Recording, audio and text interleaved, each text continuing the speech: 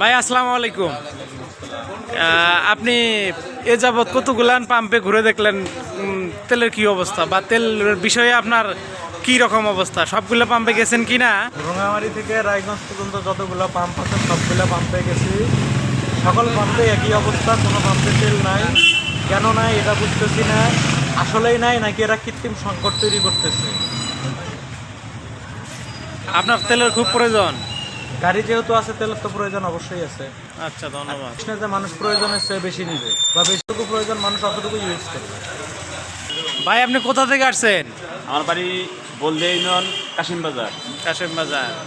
কোন কোন তেলের পাম্পে ঘুরছেন আপনি? শাহ পাম্প, জুলেখা, সততা, 3টা পাম্পে কিছু কোথাও তেল পাইনি।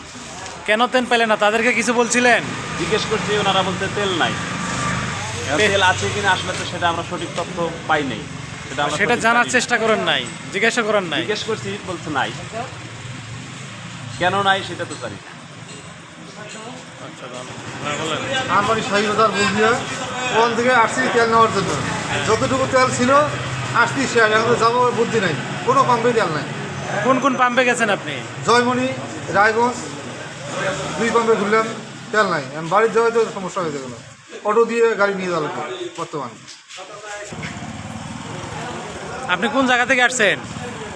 আমি আমদানিজাত থেকে আসছি।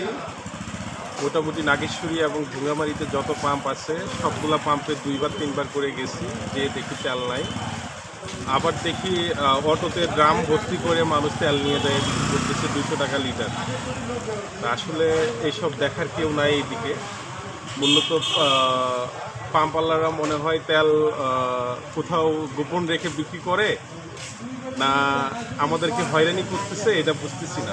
আপনি কয়টা পাম্প ঘুরেছেন এরকম?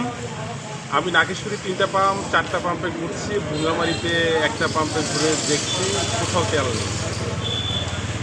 কখন তেল আসে তাও জানি না। একদিন রাতে যে সিরিয়াল ধরে 200 টাকার তেল পাইছি, এখন পর্যন্ত আজকের পর থেকে আর গাড়ি চালাইতে পারবো না মনে হয়। খুব একটা যে বেশি কিছু হবে তাও তো